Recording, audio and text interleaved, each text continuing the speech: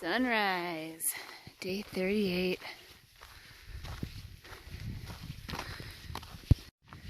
I got up a little earlier this morning because I set a challenge for myself. Yesterday I saw some cool stuff and I'm walking through a beautiful area, but I was bored out of my mind with all those roadwalks because they're a bit monotonous.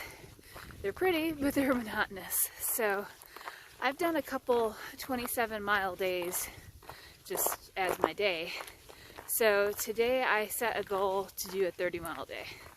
And there's people who walk these trails who, their trail is more of like a physical challenge for them, and they'll do like 30-mile days regularly. And they've got little tiny packs and they'll blow past you and make you feel bad about yourself. But I'm going for one 30-mile day. And I'm road walking right now, but looks like I won't be road walking as much as I thought today. But giving myself an extra challenge, going for 30 miles. I'm about 4 miles into the day and this is what I've been walking. This 2-track road, some low-lying kind of shrubby vegetation, and if you look back you can still see those mountains. I think I'm going to be seeing them for a long time. There's a trail marker right there. 4 miles down. So next up for me is a water source. So I'm headed to my next water source and it'll be about 10 miles I will have hiked already by the time I get there. And this next water source is the reason I picked up the mostly empty jug. It's because there's several different places you can get water at this next water source, but the one most people have been getting it from is a tank, where the last person who had to do it had to duct tape a water bottle to the trekking pole. I have a carabiner, so I'm going to try to attach the jug to my trekking pole like that and get water.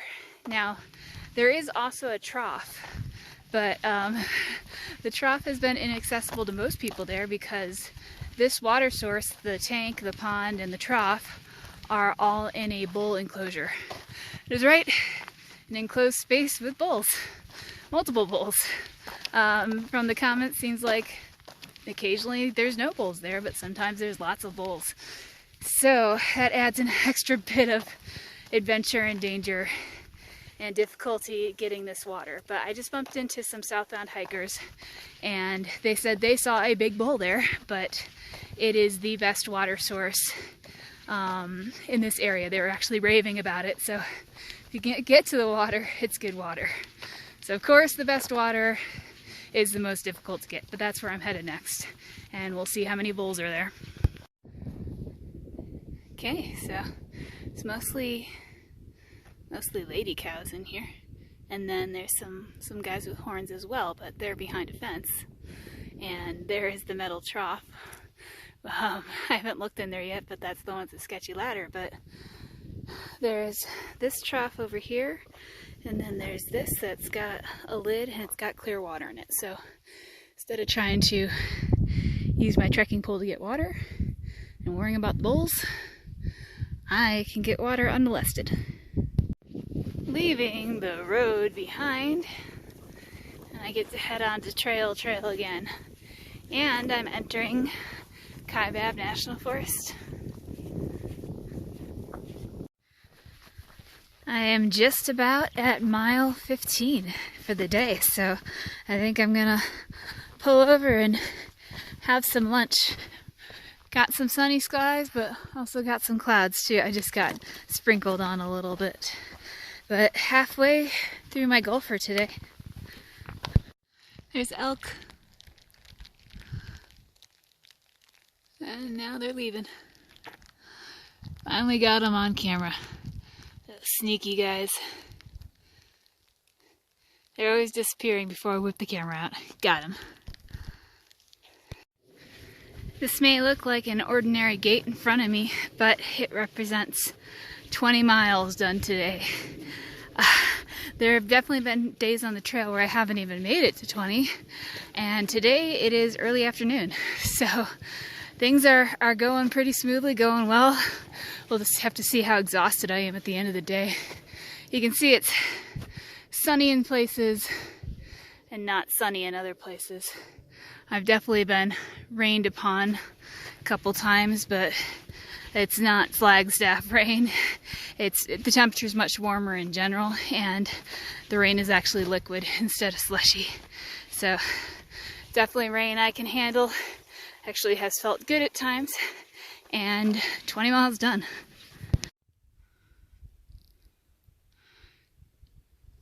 There's another one. They're so big.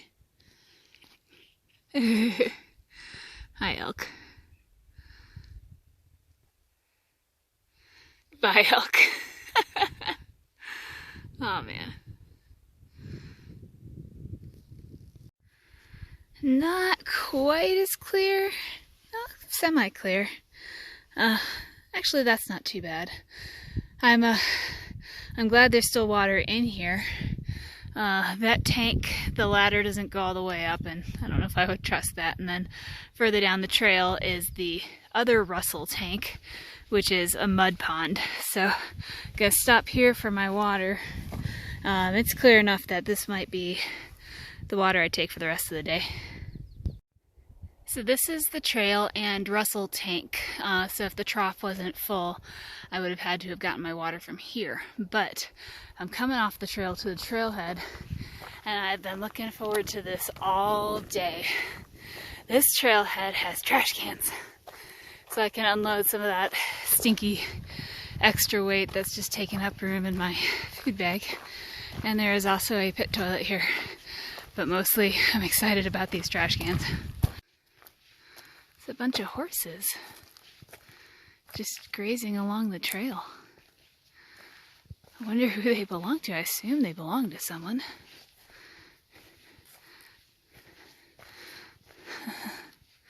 Is not what I was expecting to see. Still kind of cool.